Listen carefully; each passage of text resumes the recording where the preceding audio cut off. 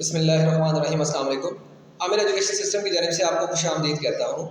Students, पहले दो lectures में हम लोगों ने देखा, सबसे पहले लेक्चर में हमने देखा इंट्रोडक्शन, ठीक है। वर्चुअल असिस्टेंट का इंट्रोडक्शन हमने दिया, वर्चुअल असिस्टेंट कौन होता है, कैसे काम करता है, उसकी रिस्पॉन्सिबिलिटी क्या होती हैं। उसके बाद जो दूसरा लेक्चर है उसमें हम लोगों ने देखा कि प्रोडक्ट को हंट कैसे किया जाता है, ठीक है। आपके पास एक कस्टमर आया और उसने कहा कि मैं अपना कारोबार शुरू करना चाहता हूँ, ठीक है। तो पहले सबसे पहला काम क्या करना है, तो सबसे पहले प्रोडक्ट को हंट करना है, प्रोडक्ट को ढूंढना है, ठीक है। अब उसने प्रोडक्ट को तो ढूंढ लिया, हमने सेकंड लेक्चर में देखा था, प्रोडक्ट को ढूंढ लिया। अब ढूंढने के बाद उस प्रोडक्ट को मंगवाना है चाइना से या कहीं से भी, हांगकॉन्ग से या जहाँ से आपको रेट उसके अच्छे मिलते हैं प्रोडक्ट को, वो वहाँ से आपने मंगवाना है।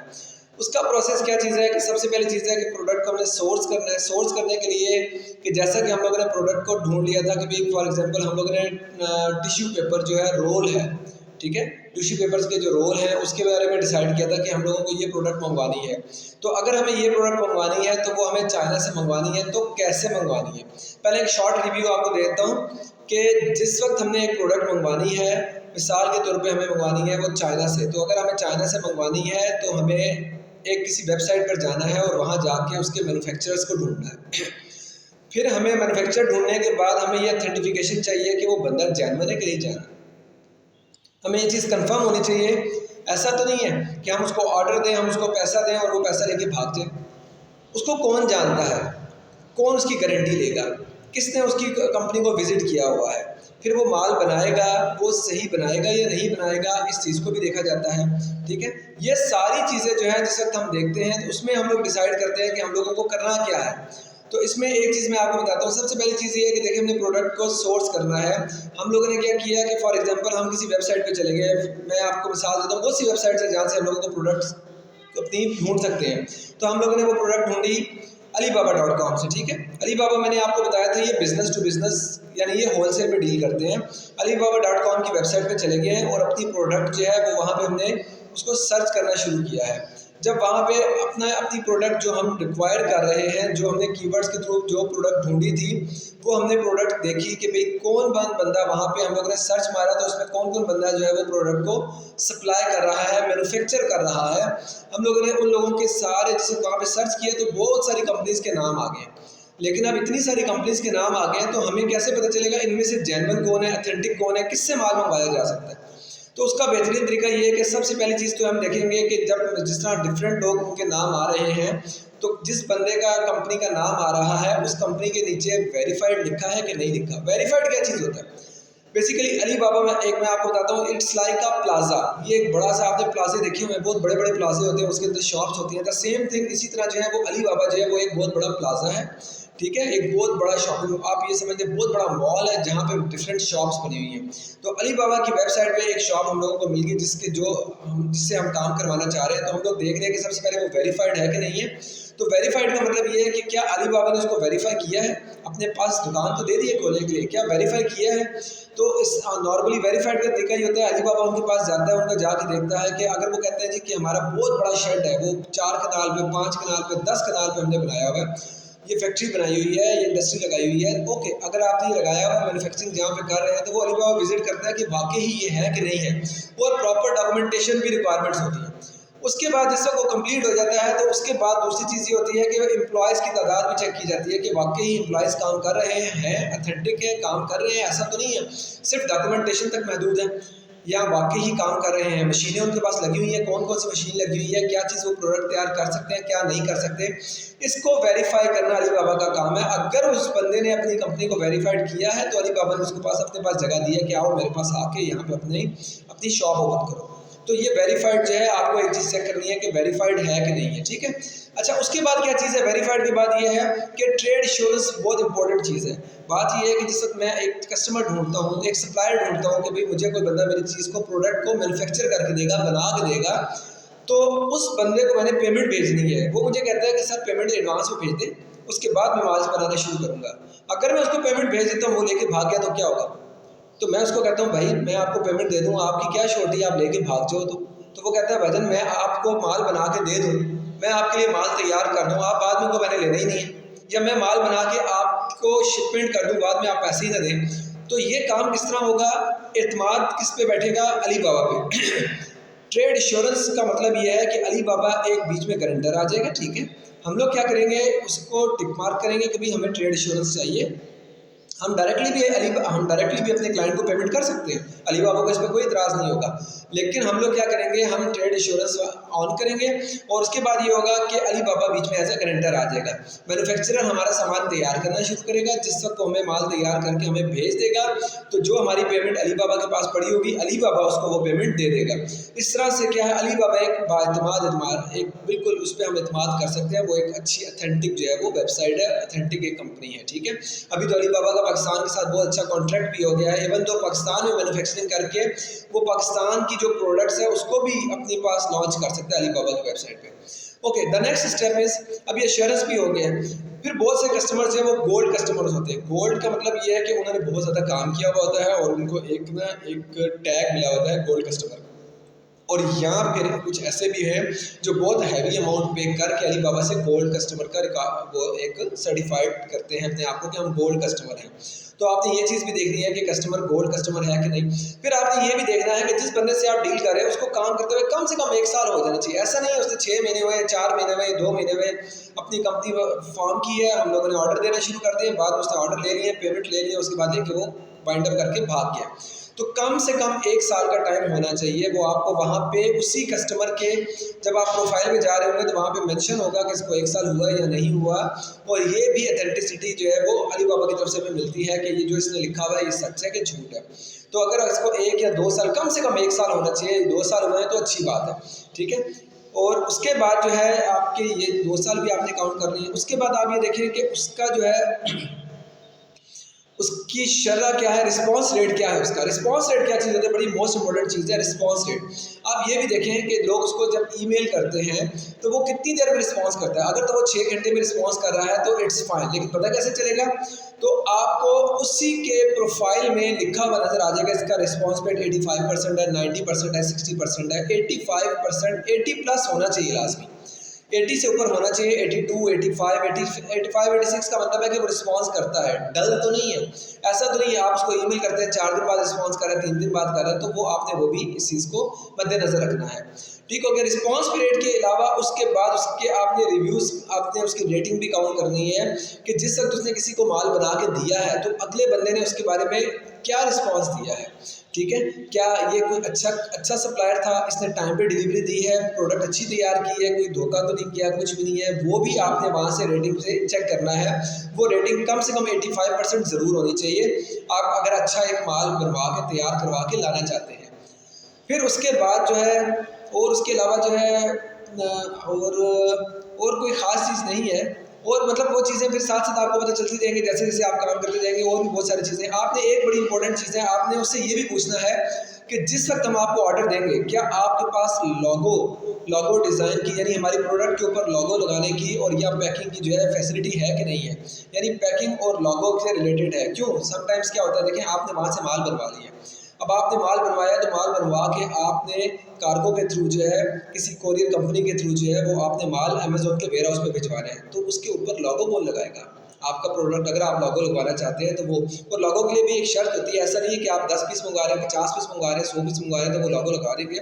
उनकी भी एक कंडीशन होती है कि अगर फॉर एग्जांपल आप मिनिमम 500 पीस हमसे बनवा रहे हैं तो हम लोगो लगाएंगे, ठीक है। और पैकिंग आपने वहाँ से करवा के मंगवानी है। क्यों, ऐसा नहीं होता कि आपसे माल आ जाए फिर अमेज़ोन के वेयर हाउस में पैकिंग कौन करेगा, करते हैं, बिल्कुल करते हैं, लेकिन आपसे वो एक्स्ट्रा चार्ज करेंगे और वो बहुत एक्सपेंसिव होगा, ठीक हो गया।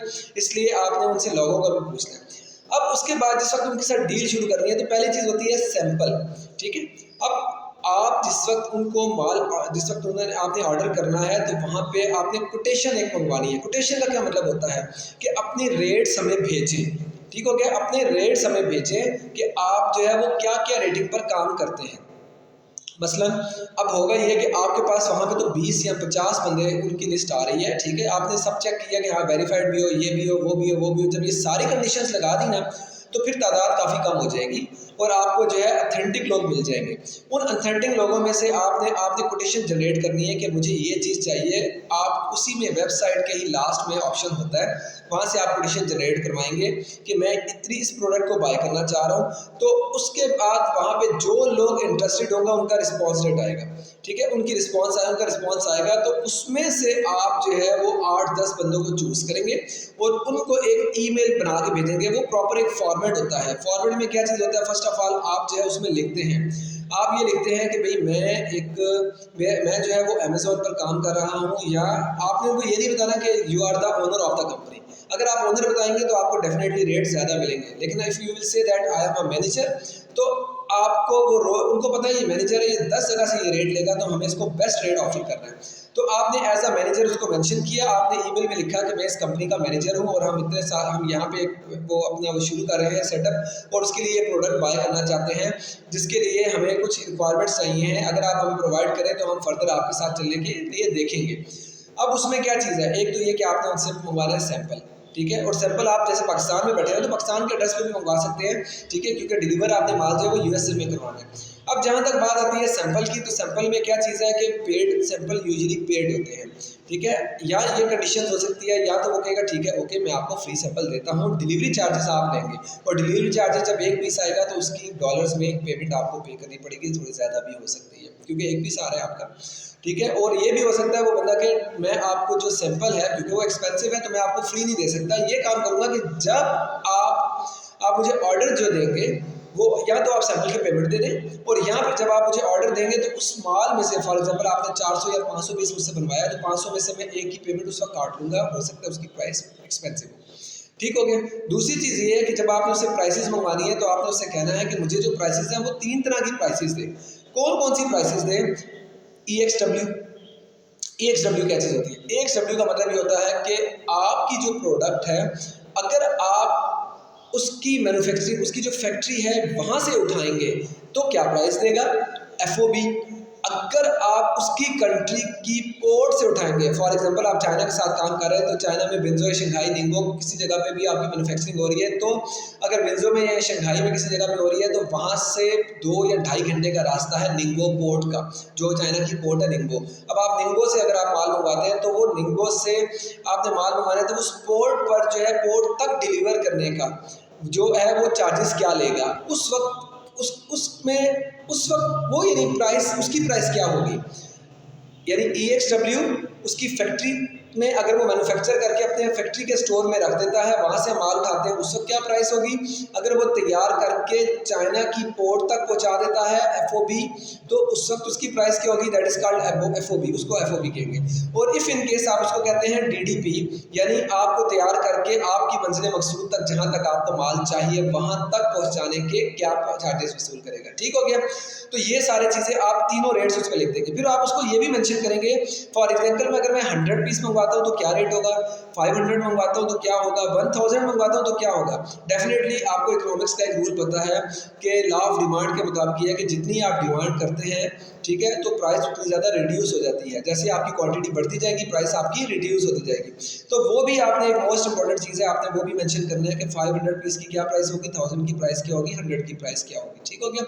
प्लस उसके बाद आप उसको ये कहेंगे कि ये जो माल जिस वक्त जो आप हम लोगों को डिलीवर कर रहे हैं, यानी 1000 पीसेज है या 500 है या कुछ और है, इसकी जो डिलीवरी है, जिस वक्त इसको माल मतलब आप कहेंगे, आप उसकी एक इंश्योरेंस का भी पता करेंगे कि आपके पास इंश्योरेंस की फैसिलिटी है उसकी कि नहीं है, कि कोई इंश्योरेंस कंपनी वहाँ से, क्योंकि फॉर एग्जांपल बाई शिप आ रहा माल, हो सकता है बाई शिप लेके आ रहे हैं तो वो रास्ते में कोई शिप डूब जाए, ठीक है, इंश्योरेंस होनी चाहिए ना, आपका पैसा तो डूब गया, या फिर बाई एयर लेके आ रहे हैं रास्ते में जहाज़ क्रैश हो गया है, तो वो भी आपने चेक करना है कि आप जो है वो इंश्योरेंस की आपके पास फैसिलिटीज़ है, कोई लिंक हमें प्रोवाइड कर सकते हैं आपके पास वो ऐसे एजेंट, क्योंकि उनका रोज़ का काम है तो वो एक अच्छी ऑफर्स वहाँ से भी आपको दे सकते हैं। लेकिन बेहतर है कि अगर आप खुद सब कुछ फाइनल करेंगे, खुद ढूंढेंगे सारा कुछ, तो वो बेस्ट ऑप्शन है।